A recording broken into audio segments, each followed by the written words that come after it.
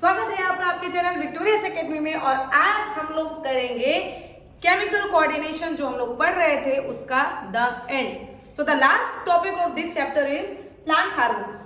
तो बच्चों, जैसे कि आपने एनिमल्स में हार्मोन्स के बारे में स्टडी की, उसको वो कहाँ से निकलते हैं, इन सब चीजों के बारे में पढ़ा। उनको ग्लैंड्स कहते हैं, क्या होते हैं, उनका हाइपोसिक्रेशन से क्या प्रॉब्लम होती है, हाइपर सिक्रेशन से क्या प्रॉब्लम होती है, ये सब बातें हम लोगों ने एनिमल में पढ़ी।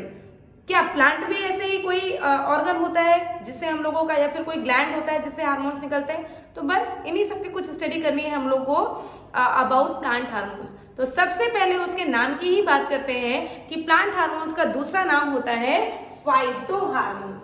फाइटो टर्म का मतलब ही होता है प्लांट। देखिए, अगर फाइटो हार्मोन्स की डेफिनेशन की बात किया जाए तो बच्चों, इसकी बात हम लोग कुछ ऐसे करते हैं कि they are the chemical substance that are secreted naturally by plants. हाँ, they are chemical substances that are naturally produced in plant and they are capable of regulating process of plant. मतलब क्या होता है बच्चे, प्लांट में different process चलनी होती है। देखिए, जैसे रूट का बढ़ना, शूट का बढ़ना, लीफ का बढ़ना, फ्लावरिंग होना, फ्रूट का पकना, है ना, स्टोमेटा का खुलना बंद होना, पौधों में डिफरेंट टाइप के मूवमेंट होना, टेंडर, मतलब कि different kinds of regulation in plants is controlled by their different types of hormones.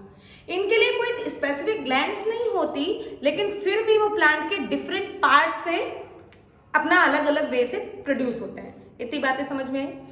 तो दो तरीके से पूरे के पूरे फाइटो हार्मोन्स को दो मेजर क्लास में डिवाइड किया गया है, जिसमें से एक मेजर क्लास होता है जो प्लांट की ग्रोथ को प्रमोट करता है, एक क्लास होता है जो प्लांट की ग्रोथ को इनहिबिट करता है।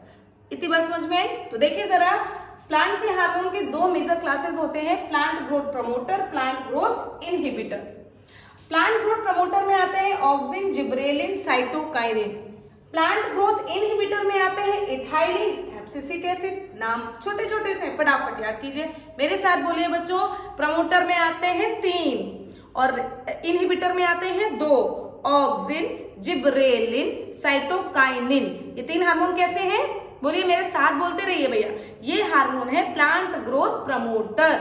और प्लांट ग्रोथ इनहिबिटर कौन कौन से हैं? Abscisic acid as well as ethylene. याद हो गया होगा? ठीक है, इसके बाद फंक्शंस पढ़ लेते हैं, फिर 1 बाय 1 हार्मोन्स के बारे में जल्दी से हम लोग इस चैप्टर को खत्म करते हैं। देखिए, फंक्शन हम बता ही चुके हैं कि जर्मिनेशन ऑफ सीड में, growth of fruit shoot leaves में, फ्लावरिंग ऑफ प्लांट में, राइपनिंग ऑफ फ्रूट में, और as well as opening closing of stomata और नास्टिक मूवमेंट, ट्रॉपिक मूवमेंट, बहुत सारी जगह पर इन हार्मोन्स का काम होता है, सेल डिवीजन में, है ना। तो अब हम लोग 1 बाय 1 इन हार्मोन्स की स्टडी करेंगे। तो जल्दी से इसका स्क्रीनशॉट लीजिए। चलिए बच्चों, इसके आगे हम लोग पढ़ेंगे अब इसी के आगे। अब हमको पढ़ाई करनी है अबाउट हार्मोन्स, है ना। डिफरेंट हार्मोन्स है, उनके बारे में भी थोड़ा थोड़ा सा पढ़ाई कर लेते हैं। तो सबसे पहला आपने प्लांट ग्रोथ प्रमोटर के बारे में समझा। What is plant growth promoter? जो हर तरीके से प्लांट की ग्रोथ को बढ़ाए। प्रमोट करने का क्या मतलब होता है? हर तरीके से प्लांट की ग्रोथ को बढ़ाए। सबसे पहला मेन हार्मोन है बच्चों ऑक्सिन। इसका नाम बिल्कुल याद रख लीजिए। वैसे तो सारे हार्मोन इंपॉर्टेंट है, but the super important hormone is auxin. देखिए, ऑक्सिन की प्रेजेंस की बात कर ले बच्चों, तो ऑक्सिन की प्रेजेंस होती है प्लांट की टिप। चाहे ऊपर की टिप ले लो, चाहे रूट की टिप ले लो, दोनों तरफ टिप होती है ना किसी भी चीज की टिप। ये है आपका, मान लीजिए इसका एक ये टिप है, इसका एक ये टिप है। टिप का मतलब होता है छोर, दोनों किनारे। समझ में आ गया? तो ऑक्सिन आपका कहाँ प्रेजेंट होता है? Tip of the shoot, tip of the root. बात समझ में आई? तो बच्चों, अगर ये एक छोटा सा कॉमन सेंस लगाइए कि अगर ये टिप पे प्रेजेंट है तो काम क्या कर रहे होंगे? काम है इनका उसकी लंबाई को बढ़ाना। So the main function of auxin is to increase the height of the plant. और अगर प्लांट बढ़ा तो ग्रोथ तो हो ही रही है ना। तो देखिए भाई, ऑक्सिन के बारे में, it is synthesised in tip of root and shoot of plant. पढ़ ही लिया है आपने। They always promote the growth of plant. अगर ग्रोथ नहीं आता ना, मेन आपको लिखना है तो आप लेंथ लिख दीजिए, है ना। इस लाइन को पढ़ने के पहले इसकी लाइन समझते हैं। देखिए बच्चों, प्लांट अगर बढ़ रहा है, मेरी बात को ध्यानपूर्वक देखिएगा, प्लांट अगर लगातार एक सिरे में ऐसे बढ़ता चला जा रहा है तो इस प्रोसेस को एपिकल डोमिनेंस कहते हैं। एपिकल डोमिनेंस कहते हैं। तो ऑक्सिन एपिकल डोमिनेंस को कराने में मदद करता है। एपेक्स खाली यूं बढ़ता चला जा रहा है, प्लांट लंबाई में होता चला जा रहा है। अच्छा एक बात बताओ, प्लांट अगर लंबा हो गया भैया तो क्या हमको फायदा है कि नुकसान? मन में सोचिए जरा, मन में सोचिएगा। हाँ चलिए बताते हैं। प्लांट अगर ग्रोथ में लंबा होता चला जा रहा है तो उसको थोड़ा सा नुकसान है। देखिए जब भी कभी आपने आम का पेड़ देखा होगा, कोई भी बड़े बड़े जो फ्रूट वाले पेड़ हैं उनमें देखिए ब्रांचेस बहुत ज्यादा निकली होती है ना, ब्रांचेस। लेकिन अगर ऑक्सिन का काम प्लांट की ग्रोथ को प्रमोट करना है तो कैसे ब्रांचिंग हो गई बच्चे? ये बात समझ में आई? इसीलिए हमको समय समय पर उसकी टिप को काटना पड़ता है। याद कीजिए आप लोग जब जैसे विद्यालय में पढ़ते रहे होंगे, पढ़ते हैं रहे होंगे क्या, पढ़ते हैं, तो बड़े विद्यालयों के आसपास देखिए जानवर ना आए, कुछ ना आए, तो एक तरीके से कुछ पेड़ लगा दिए जाते हैं ना, बाउंड्री के आगे आगे पेड़ लगा दिए जाते हैं। बड़े घने घने से पेड़ होते हैं। वो घने पेड़ माली बनाते हैं हमारे माली बाबा जी। कैसे? उसके टिप को काट देते हैं, उसके टिप को काट देते हैं। जब टिप कटती है तो उसी जगह से दूसरी ब्रांचिंग हो जाती है ना। उन ब्रांचिंग्स को कहते हैं एक्सिलरी बड्स। तो अगर हमने किसी प्लांट की टिप काट दी तो एक्सिलरी बड का फॉर्मेशन हो जाता है। और जितनी ज्यादा एक्सिलरी बड उतनी ज्यादा ब्रांचिंग, जितनी ज्यादा ब्रांचिंग उतनी ज्यादा फ्लावरिंग, जितनी ज्यादा फ्लावरिंग उतनी ज्यादा फ्रूटिंग।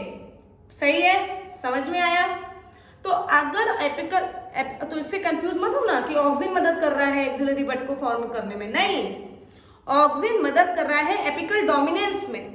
लेकिन अगर हमको एपिकल डोमिनेंस को हटाना है तो हमको एपिकल डोमिनेंस को मतलब अगर हमको प्लांट में ज्यादा फ्रूट, ज्यादा ब्रांचिंग चाहिए तो हमको इस एपिकल डोमिनेंस को खत्म करना पड़ेगा। और एपिकल डोमिनेंस को खत्म करने का बस एक ही जरिया है, टिप काट दो। That's it. समझ में आया? तो देखिए it helps in apical dominance. इसका मतलब क्या होता है कि जो ऑक्सिन है वो ब्रांच के जो प्लांट में जो ब्रांचिंग होती है उसके फॉर्मेशन को रोक देता है। हाँ ये तो अभी पढ़ा है आपने। लेकिन इसके आगे अब ये पॉइंट पढ़िए, if we cut the tip of the plant then axillary buds are form. Yes, अगर कोई माली बाबा हमारे टिप को काट देते हमारे प्लांट का तो एक्सिलरी बड बन जाता है कि नहीं? इसके कारण से उसमें हेज, हेज का मतलब होता है झाड़ी, झाड़ी यानी कि मोर ब्रांचेस का फॉर्मेशन हो जाता है। समझ में आ गया होगा बात? एक छोटी सी बात ये भी लिखी, इसकी बात सुनिए। देखिए जैसे एक बात लिखा है कि अगर कभी भी एक तरफ से मान लीजिए ये आपकी शूट टिप है और यहां से इसको लाइट मिल रही है ना, ये बात समझ में आई?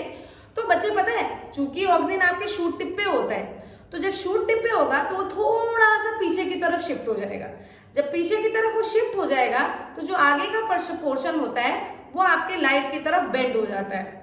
तो हो नहीं गया ये टॉपिक मूवमेंट? इसलिए तो आपको बताया था कि आपका प्लांट आपके हार्मोन्स मूवमेंट कराने में भी मदद करते हैं। तो यहाँ पर लिखा है when light is coming from one side of the plant then it diffuses towards shady side, है ना? shady जो थोड़ी छायादार जगह होगी उसकी तरफ वो ऑक्सिन थोड़ा शिफ्ट हो जाएगा, डिफ्यूज हो जाएगा।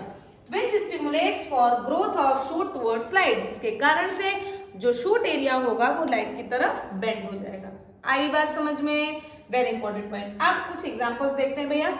देखिए ऑक्सिन एक ऐसा है जिसमें ऑक्सिन गैप तो बहुत सारे हार्मोन्स के साथ हो गया है कि हम लोगों ने इसको आर्टिफिशियली भी सिंथेसाइज कर लिया है लैब में, क्योंकि केमिकल है बच्चे। केमिकल में उतना ज्यादा प्लांट प्रोड्यूस नहीं कर सकता है तो हम लोगों को तो भाई लैब में बनाना पड़ेगा। तो IAA full form indole acetic acid is the natural auxin. एकदम नाम याद कर लीजिए बच्चों, IAA is the indole acetic acid जो कि नेचुरल ऑक्सिन होता है। नेचुरल ऑक्सिन आपको एक लिखवा दिया। दो के नाम याद करेंगे, NAA which is naphthalene acetic acid और दूसरा है 2,4-D 2,4-डाइक्लोरोफिनॉक्सी एसिटिक एसिड। ये बच्चे एक प्रकार का वीडिसाइड है या फिर इसको हम लोग हर्बिसाइड भी कह सकते हैं। ये क्या होता है वीडिसाइड, हर्बिसाइड? वीड क्या होते हैं? Unwanted plants which grow on crop. जो ऐसे प्लांटेशन जो जैसे छोटी सी बात बता दीजिए, सरसों के प्लांट में आपकी बथुआ उगाती है ना, जो हम लोग नहीं भी चाहते हैं लेकिन उगाता है वो किसी भी माध्यम से। हो सकता है पॉलिनेशन हो गया हो सकता है जब आप गेहूं के बीज बो रहे हो तो उसके भी भाई सरसों वगैरह उसमें आ ही जाती है, तो वो तो मतलब कि गेहूं की उसमें सरसों आ जाती है ना।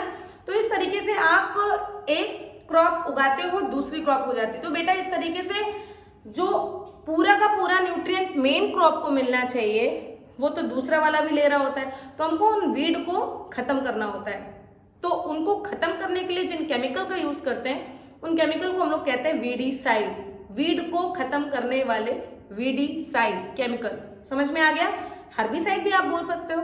वीड क्या होता है? Unwanted plant which grow on crop, useful crop. हमारी अच्छी क्रॉप के साथ जिसकी हम लोग खेती कर रहे हैं उसके साथ कुछ अनवांटेड प्लांट अगर उगाएंगे उनको खत्म करना जरूरी होता है। उस खत्म करने वाले केमिकल को हम लोग क्या कहते हैं? वीडीसाइड। चलिए देखिए फटाक से, नाम क्या है? 2,4-D। याद कर लीजिए, कॉमन वीडीसाइड, कॉमन हर्बिसाइड क्या है? ऑक्सिन है।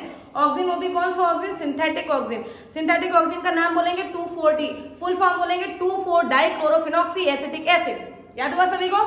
वेरी नाइस, खत्म हो गया आपका कौन? ऑक्सिन। आप पढ़ते हैं सेकंड इंपॉर्टेंट फिर से हम पहले दोबारा बोलेंगे बच्चे, सब इंपॉर्टेंट है भाई, है ना। सेकंड पढ़ेंगे हम लोग अबाउट जिब्रेलिन। देखिए जिब्रेलिन के बारे में अच्छे से तो हम लोग क्लास 11 में पढ़ेंगे कि ये फंजाई से निकाला गया है, इससे बेकेने नाम की डिजीज हो रही थी, फूली सीडलिंग नाम की डिजीज हो रही थी। ये सब जो नाम ले रहे हैं, क्लास 12 का जब वीडियो बनेगा आपको उसमें पूरी जानकारी मिलेगी। अभी 10th के हिसाब से हम लोग जिब्रेलिन का काम पढ़ते हैं। चूंकि हम लोग अभी क्या पढ़ रहे हैं? प्लांट ग्रोथ प्रमोटर, तो जिब्रेलिन का काम भी आपका ग्रोथ ही करवा रहा है। तो बच्चे देखिए, जैसे ये स्टेम है, स्टेम के बीच में ये आपके नोड प्रेजेंट होते हैं। नोड, ये रहा आपका नोड और ये रहे आपके इंटर नोड, है ना। तो जब जिब्रेलिन निकलता है ना बच्चे, तो ये इंटर नोड को इलोंगेट, इंटर नोड को बढ़ाने में मदद करता है। गन्ना देखो, गन्ने का अगर ये बढ़ गया तो हमको इंटर नोड ज्यादा बड़ा मिल गया तो ज्यादा जूस मिलेगा, ज्यादा जूस तो ज्यादा शक्कर। फायदा हुआ कि नहीं हुआ? गन्ने में क्या आप खाते हो बताओ? अच्छा, गन्ने में स्टेम ही तो मेन रहता है ना, जिसमें नोड होता है। इस तरीके से देखो, नोड होता है, इसके ऊपर ऊपर 2 इंटर नोड होते हैं, उसी को हम लोग चूसते हैं। ये बात समझ में आई ना? गन्ने का हम लोग वही तो यूज करते हैं ना बच्चे लोग। चले, तो नोड है, इंटर नोड है, तो जिब्रेलिन ग्रोथ कराता है, पहला इंपॉर्टेंट पॉइंट। दूसरा इंपॉर्टेंट पॉइंट है, ये स्टेम के इलोंगेशन या फिर इंटर नोड के इलोंगेशन में मदद करता है। जो सबसे महत्वपूर्ण पॉइंट है उसको सुने, it breaks the seed dormancy. Seed dormancy क्या होती है इसकी बात करते हैं बच्चों। देखो, हम लोग अगर कभी खेती करते हैं, सीड को घर पर लाते हैं, लंबे समय तक बोरी में भरकर रखते हैं, क्या वो सीड जर्मिनेट कर जाता है क्या बच्चे? वो क्या अपने आप उसमें रूट शूट निकल आता है क्या? नहीं ना, उसको पहले हमको पानी में भिगोना पड़ता है, फिर उसके लिए सॉइल लगती है, तब जाकर वो जर्मिनेट करता है। होता है कि नहीं बच्चे? तो खेत से लाने के बाद इतने लंबे समय तक सीड को बोरी में भरकर रखना, this process is called seed dormancy.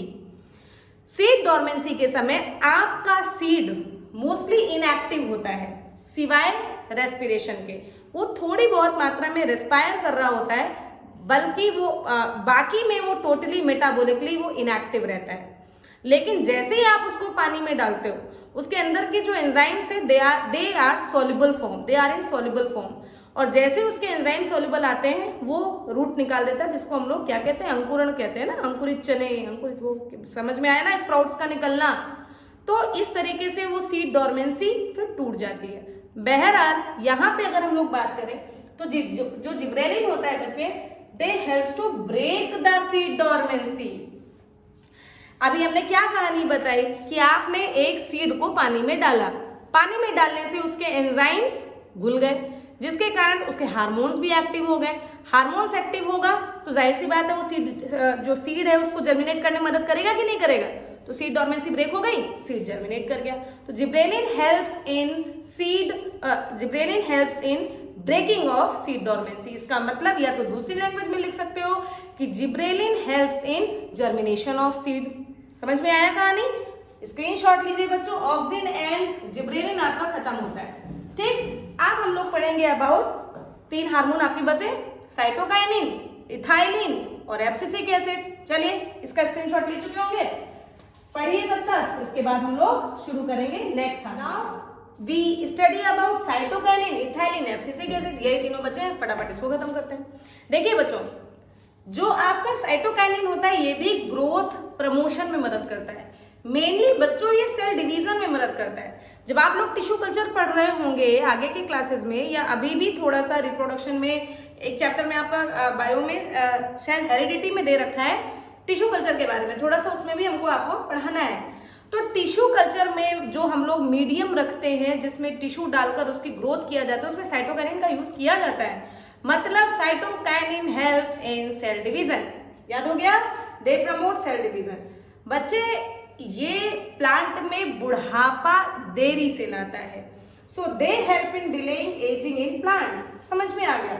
They help in formation of axillary bud in plant, यानी कि जो ऑक्सिन काम कर रहा था उससे थोड़ा अपोजिट काम साइटोकाइनिन करता है। ऑक्सिन क्या कर रहा था, एपिकल डोमिनेंस कर रहा था। अगर एपिकल डोमिनेंस को तोड़ना हो साइटोकाइनिन डाल दो, एपिकल डोमिनेंस रुक जाएगा, ब्रांचिंग निकल आएगी। समझ में आ गया। एपिकल डोमिनेंस का मतलब सीधे प्लांट का बढ़ना, उसमें ब्रांचिंग का मतलब एक्सिलरी बड का बनना। एपिकल डोमिनेंस कौन करा रहा था, बोले आप लोग, ऑक्सिन। उसको रोकने, थोड़ा सा रोक रहा है यार, ऐसा नहीं है, लेकिन करवा तो ग्रोथ ही रहा है ना, ज्यादा ब्रांचिंग करवाएगा तो ग्रोथ ही तो हो रही है प्लांट की। तो एपिकल बड को रोक के एक्सिलरी बड का फॉर्मेशन कराने में कौन मदद कर रहा है, तो साइटोकाइनिन हार्मोन। समझ में आ गया बच्चों। इस तरीके से आपके पूरे के पूरे प्लांट ग्रोथ प्रमोटिंग हार्मोन खत्म हुए। अब दो हार्मोन जो आपके बचे हैं वो है प्लांट ग्रोथ इनहिबिटिंग। इनहिबिट का मतलब होता है कम करना, प्लांट की ग्रोथ को कम करना, जिसमें दो हार्मोन रखे गए हैं, इथाइलिन और एब्सिसिक एसिड। बच्चे इथाइलिन में बहुत सारे बुक्स में थोड़ा कंट्रोवर्सी है, इथाइलिन को दोनों बोला जाता है कि वो प्रमोटिंग भी जैसा भी है, इनहिबिटिंग के जैसा भी है। आप इसको इनहिबिटर में याद रखिए क्योंकि ये 100% है। इथाइलिन एक तरीके से फ्रूट को पकाता है, एक ही हार्मोन है जो फ्रूट को पकाने में। इसकी बड़ी अच्छी स्टोरी है, थोड़ी सी स्टोरी समझते हैं कि एक पके हुए संतरे का वो रखा था क्या, डोलची जो भी बोलते हो, डलिया, डोलची जो भी आप बोलते हो, उसके बगल में उसी के ऊपर अध पके केले रख दिए गए या कच्चे केले रख दिए गए। कुछ समय के बाद देखा गया, यही बुक में लिखा हुआ है, कुछ समय के बाद देखा गया जो कच्चे केले थे वो भी पक गए। तो निष्कर्ष निकाला गया भैया कि इन पके हुए फ्रूट के साथ उन कच्चे फलों को रखा गया, इस कारण से वो फ्रूट पक गए। और ये बिल्कुल सही साबित हुआ क्योंकि जो हार्मोन है इथाइलिन हार्मोन वो सिक्रीट होता है पके फलों से। सिक्रीट क्या होता है, रिलीज होता है, हमको बोलना चाहिए था। तो तुरंत समझते हैं कि सबसे पहला पॉइंट जो सबसे मोस्ट इंपॉर्टेंट बच्चे कि एक प्रकार का गैसियस हार्मोन है। प्लांट में निकलने वाला मात्र एक gaseous hormone is the ethylene. समझ में आ गया। दूसरे नंबर पर सबसे मोस्ट इंपॉर्टेंट पॉइंट है इसका कि ये एक फ्रूट राइपनिंग हार्मोन है, यानी कि फ्रूट को पकाने का काम इथाइलिन नाम का हार्मोन करता है। तीसरा इंपॉर्टेंट पॉइंट है बच्चे ये सेनेसेंस। सेनेसेंस का हिंदी मतलब होता है जीर्णता, जीर्ण शीर्ण, पौधों में बुढ़ापा लाने का काम करता है। मतलब बुढ़ापे का मतलब होता है अगर वो फल को पकाएगा नहीं तो फल कैसे नीचे गिरेगा भैया, कैसे यूज होगा। तो ये और फल बूढ़ा मतलब पकेगा नहीं, मेच्योर नहीं होगा, बूढ़ा नहीं होगा, तो हम लोग को कैसे मिलेगा। तो दे प्रमोट सेनेसेंस इन किसमें देखो, लीव्स में, फ्रूट्स में। और एब्सिशन का मतलब होता है गिराने में, उसका मतलब पकेगा, गिरेगा, इन सब में मदद करता है। समझ में आया। दो मेन पॉइंट आपको याद रखने हैं, एक तो ये गैसियस हार्मोन है, दूसरे नंबर पर ये फ्रूट राइपनिंग हार्मोन है, तीसरे नंबर पर ये लीफ और फ्रूट के सेनेसेंस को कराने में मदद करती है। खत्म हो गया आपका इथाइलिन। सबसे लास्ट हार्मोन है एब्सिसिक एसिड। भैया जितने भी प्लांट ग्रोथ प्रमोटर प्लांट की ग्रोथ कराते हैं ना, उसी का जस्ट उल्टा ये करता है, यानी कि ये प्लांट की ग्रोथ को रोकेगा, ये प्लांट को, ये सीड को जर्मिनेशन करने से रोकेगा, और सीड को जर्मिनेशन करने से रोकने वाली प्रोसेस सीड डोर्मेंसी होती है। यानी कि खेतों से लाकर सीड को रखा गया और इतने समय तक वो रहा, इस प्रोसेस को सीड डोर्मेंसी कहा जाता है। और इसको मेंटेन करने का काम कौन करता है, एब्सिसिक एसिड। यानी कि abscisic acid helps in the formation या फिर helps in the maintenance of seed dormancy. समझ में आया। इसके अलावा क्लोजिंग ऑफ स्टोमेटा में, भैया स्टोमेटा को बंद करवा दिया, जब स्टोमेटा ही बंद हो गया तो प्लांट में गैसियस एक्सचेंज या फिर कुछ होगा ही नहीं। तीसरे नंबर पर विल्टिंग ऑफ लीफ, लीफ खुली है तो काम हो रहा है, सिकोड़ दिया लीफ को। अजीब है, जितनी भी ग्रोथ हो रही थी प्लांट में दूसरे हार्मोन के कारण, उस सबको उल्टा करने में विश्वास रखते हैं। तो 100% प्लांट ग्रोथ इनहिबिटर तो यही भाई साहब है भैया एब्सिसिक एसिड। जल्दी से इसको पढ़ते हैं। It is a growth inhibitor hormone. It triggers the action of growth promoting hormone like auxin and gibberellin. भैया ये सबका उल्टा ही कर देता है.